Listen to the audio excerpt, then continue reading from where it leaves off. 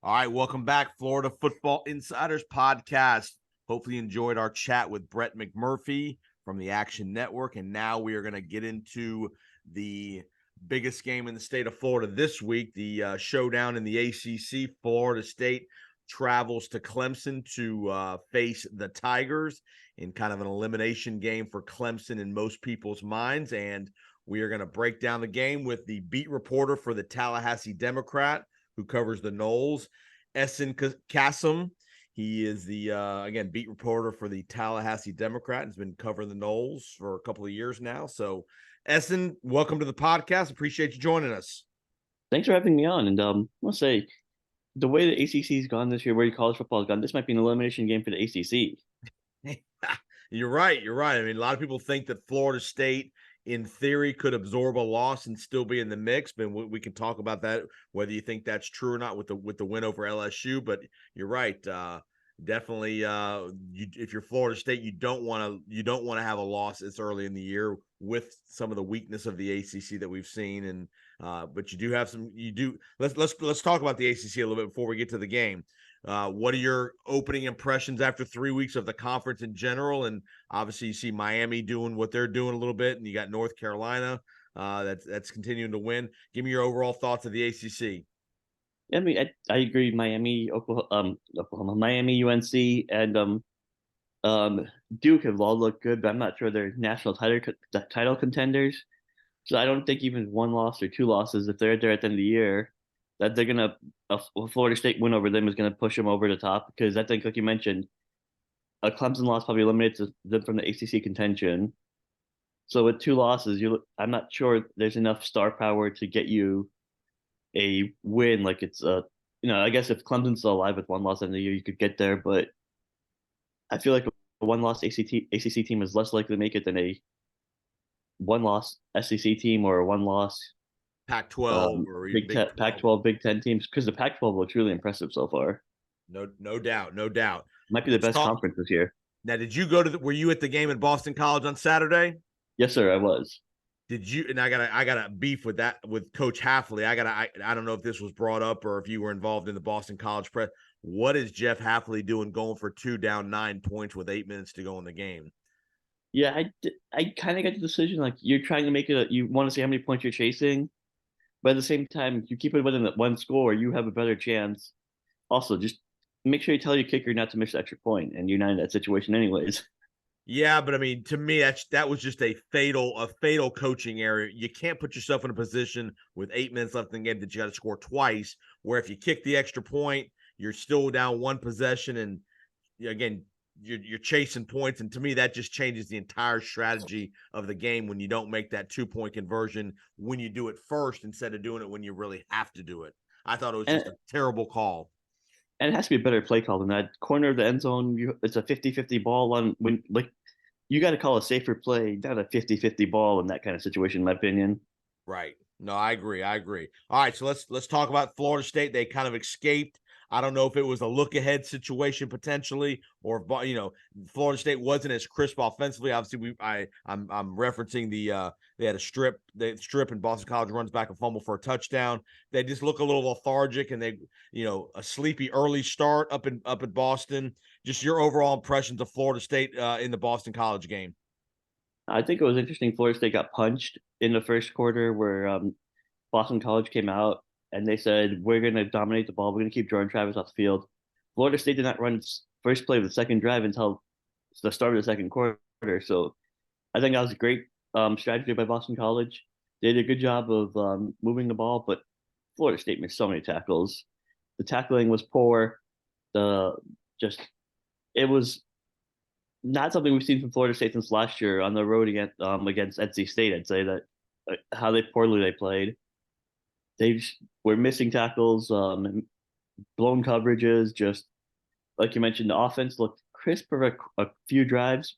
Actually, the offense scored in 5 of the 6 first drives, but they were not in the field enough to make that a high scoring game. And then in the fourth quarter, they never got the run game going. So when you're trying to run out the clock and the run game's not going, Boston College was able to get enough stops that they were not able to run the clock and bleed the clock out. And the defense was on the field so long, it just they were tired.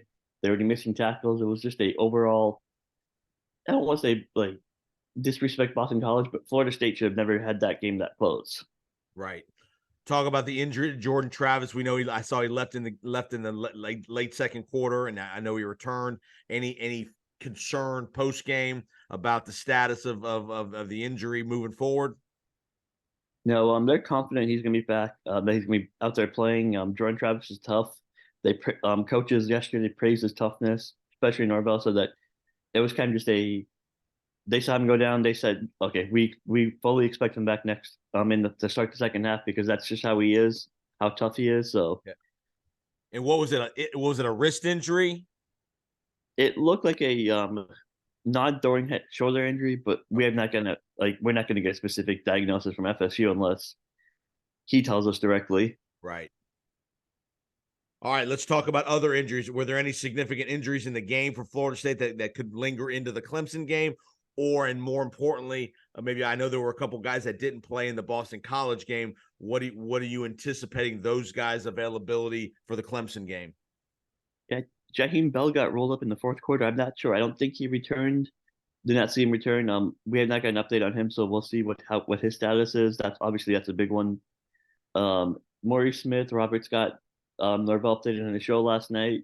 Said both of them are still working their ways back. We'll see where they are later in the week. Obviously, them not playing against Clemson would be a major loss. Um, I don't want to speculate where it's going to go. But I would guess that one of the two play. I can't. I'm not sure which one, but that's my guess right now. Early in the week, one of the two play, and then Akeem Dent went down with a hamstring injury, and we have not really got an update on him. But we saw that he was ruled out by Pete Damel early in the day on Saturday, so we'll see his status this week. I would say usually, and again, just not trying to play a doctor here, but usually hamstring injuries are not 1 week recoveries. Yeah, no, usually especially when you're ruled out during the game, that's usually not a 1 week recovery. So you would, be safe to probably infer that the availability is probably pretty limited at best. Yeah, I think that's fair to say. Good thing about Florida State is, though, Ehsan, is you got depth. You got a lot of offensive line depth. You've got a lot of depth on both lines of scrimmages. And obviously going into this game in Clemson, the lines of scrimmage are going to be critical element of this game, how this game is determined. Just give me your overall assessment of the Florida State offensive and defensive lines, especially going into an environment like they're going to be going into Saturday at Clemson. Yeah, you mentioned depth. You need that against a Clemson team who's historically great on the offensive and defensive lines. They're going to get after. They're probably the best pass rush Florida State faces this year because Mason Smith was up for LSU, so that was a major loss for them. I want to see they struggled a little bit to get Jordan Travis protected last week a little bit. The run game, the offensive line opened a bunch of holes in the run game. The run game is not taking off for Florida State, so that's gonna be interesting to see what happens there. And last week we saw Boston College run at will when they wanted to against Florida State, especially a quarterback run. So Klubnik is a underrated athlete, so I could see him pulling the ball and running a little bit more this week, just because based off off what Castellanos did last week. So it could be interesting to see because I think, like you mentioned, that when Florida State and Clemson play, it's more like an SEC matchup where what happens up front matters more than anything else that happens. Yeah, and again, looking at the skill players, obviously Florida State has the guys on the outside, Johnny Wilson, Keon Coleman. We'll see what Bell's situation is at tight end. He could be a major factor if he's available. Talk about the struggles. I know there's been some public, you guys have written about it. The struggles of Johnny Wilson, consistently catching the ball. Great athlete. 6'7". He's very difficult to cover in the red zone, especially. Talk about the challenges he's been having holding on to the ball in the passing game. Yeah, the first against LSU, I think he had 2 drops. Against Southern Miss, there was no credited drops, but there was a couple plays where he had the ball and he hit the ground and the ground caused the ball to come out. Last game, great game, bounce back, 100-yard game, which is funny. People are having a huge panic thing about him, but he's at 100-yard games. Obviously, the one game with 0 receptions. Then Keon Coleman last game had 0 receptions. So I think it's just how the offense is going to operate at times. You have so many weapons, you got to feed them all. Jaheim Bell had like a 70-yard game and a touchdown. So the ball's going to spread out a lot. There's going to be games, unfortunately, where Keon Coleman is going to be the one that's focused on and people are going to take him away. I saw Boston College was not letting him play one-on-one with Southern Miss and LSU. I don't understand why they did that 3 different times in the red zone. I'm just like, oh, we'll leave you one-on-one. Let's see what happens. You're not going to win that. Not against Keon Coleman. That man's an athlete. Right. Now, and I think that'll be something I think Florida State's going to lean on, especially if they are a little bit beat up front, quick throws, more jump ball kind of situations in the red zone. So I definitely think you're going to see Keon Coleman get targeted. Again, best player in these big games, as you know, you got to get your best players the ball as often as possible, and this is going to be an opportunity, I think, for Keon Coleman to have some opportunities against the Clemson DBs. Let's talk about a couple more things. We'll get you out of here. Talk about special teams. Ryan Fitzgerald has had a good start to the year, it seems like. Talk about the importance of obviously making the makeable field goals, things like that. Red zone conversions, things like that with the special teams and the return game. Ryan Fitzgerald, I think last year was one rough patch where, as you know, kickers' confidence, hangs on and then it's hard to, it's not, I want to say hard to come back, but when that's all you concentrate on and all the outside noise is all over you, it's a concentration thing, it's a focus thing, and he's done a good job of like honing back in. I think the end of the season, making that game-winning field goal against Oklahoma in the Cheez-It Bowl has carried over. He's changed his strategy midway last year where he was running up a little bit less to, and it's been working for him. He returned to what he was doing before the season because he changed it up because someone else told him to do that, and it was not working for him clearly. But he's doing a much better job now. He has great concentration. Talking about special teams, we talked to Papuchis and Norvell yesterday, and they both said that they believe the return game is close to breaking one, which would be obviously help the offense in a game like against Clemson, because you want to play shorter fields. You want to have shorter fields against any team, obviously, but especially against Clemson.